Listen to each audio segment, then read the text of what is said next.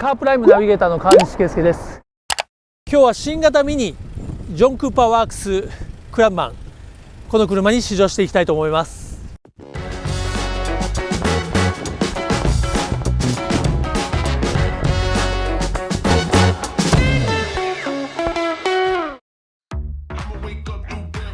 今日試乗するのは新型のミニジョン・クーパーワークスのクラブマンですね。もちろんミニ皆さんご存知だと思うんですが、ジョン・クーパー、伝説的な F1 マシン、レーシングマシンのコンストラクターなんですが、名前を冠しているシリーズで、簡単に言えばミニの中の一番ホットなバージョンに付けられるそのグレードですね。後ろがですね、荷室になっていて、そしてリアのドアがねこう観音式にハッチゲートが開くというのが特徴になっていますね。でこの真横から見てもらうと非常によくわかるんですが、長いロングボディなイメージになってます。ちなみにサイズ的に言うと、長さは 4275mm、 つまりねそんなに大きいわけじゃないんですね。ただこのバランスの中で結構長くは見えます。それから幅が1800、これはねかつてのねそれこそオリジナルミニ世代を知る人からするともうかなり横幅あるなと感じるとは思いますが、1800mm ジャストですね。そして高さが1470、そうですね、いわゆるゴルフクラスぐらいのサイズに、なっていると言っていいんじゃないでしょうか。ちなみにこのボディに対してエンジンは2リッター、詳細に言うと 1998cc の4気筒ですね。そして直噴のターボを積んでいて、なんと馬力がですね306馬力、そしてトルクが450ニュートンメーター。この数値聞き覚えがあるなという方もいるかもしれないんですが、いわゆる BMW の1シリーズ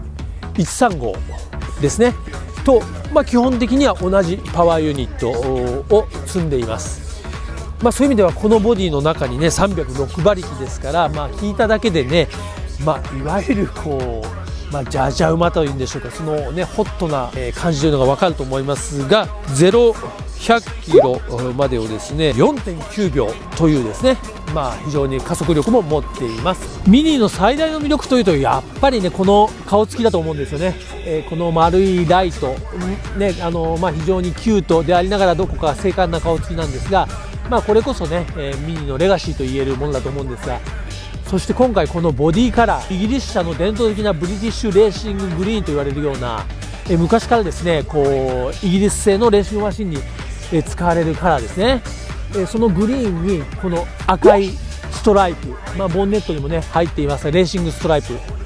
このグリーンとレッドの組み合わせ、グリルも新型では立体的なデザインになっています。実際こういうところはねダミーじゃなくて穴が開いてですね、ここから空気が通ってフロントタイヤのね、ブレーキ周りですとか冷却するようになっています。もちろん後ろにもね抜けの穴があります。デイタイムライトですね。昼間走行中もこれはついています。ですから走行中も非常にこの表情というのがね見えるんですね。そのあたりも新しいですね。この下に306馬力のエンジンがね収まっていますね。ホイールはですねオプションの19インチのアルミを履いています。このボディにね、19インチですから、相当にこう迫力というかね足回りがどっしりしている印象がありますね。履いているタイヤはコンチネンタルのプレミアムコンタクト6ということで、グリップ性とねあと乗り心地をある程度両立しているタイヤ、こういうね随所にジョン・クーパーワークスというですねエンブレムが光ってまして、ブレーキキャリパーも専用ですね。この赤いいかにもこうスパルタンなレーシーな、足回りというふうになっています。このリアビューが、ミニのクラブマンのね一つの大きな特徴と言えますね。ここにもしっかりクラブマンというエンブレムも入っていますが、要は観音式のね扉になっています。こうですね、このように、こうやって左右に開くと。普通はねこうハッチバックですけど左右に開く、ユニークでどうなんでしょう。なんか実用上のねメリットはどうなのかな、なんかこうそんなにないような気もしますけども、でも開き方がね非常に特徴的ですよね。そして荷室ですが、これミニの中では天地に関しては、それほどね高さはないので、自転車積むとか、あんまり大きいものを積むっていう時はねこうちょっと工夫しなきゃいけないかもしれませんが、奥行き的にはそれなりのね広さのある荷室が現れるということが言えると思います。車室内を見ていきたいと思いますが、スポーツモデルですから、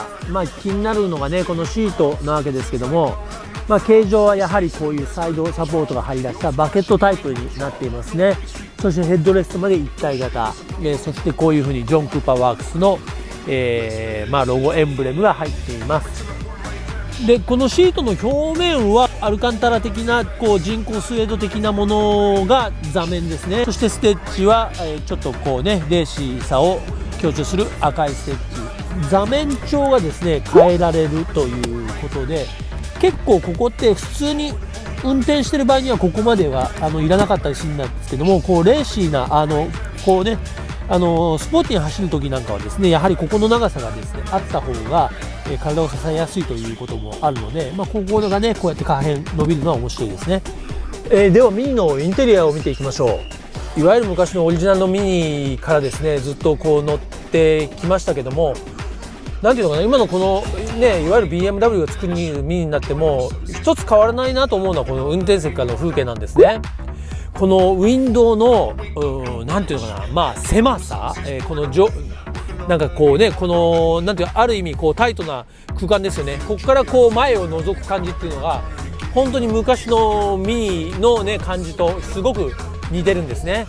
センターの丸いモチーフ、いわゆる昔のミニにはねセンターメーターというのがあって丸いスピード計が、配置されていたんですが、そのね、名残ということで残しています。ただ今はこの中にはね、カーナビゲーションとかいろんなインフォメーション用のディスプレイにはなっています。各スイッチ類、い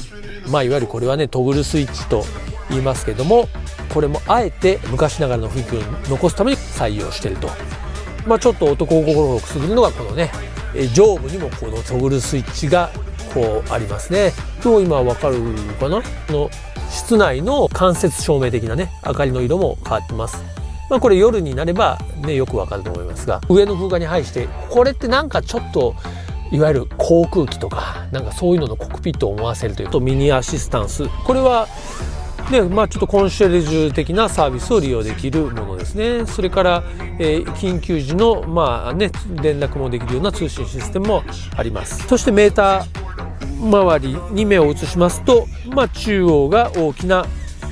アナログ式の速度計、お月様のようなですね、形に、なってますが、回転計、タコメーター、そしてこちらが燃料計ですね。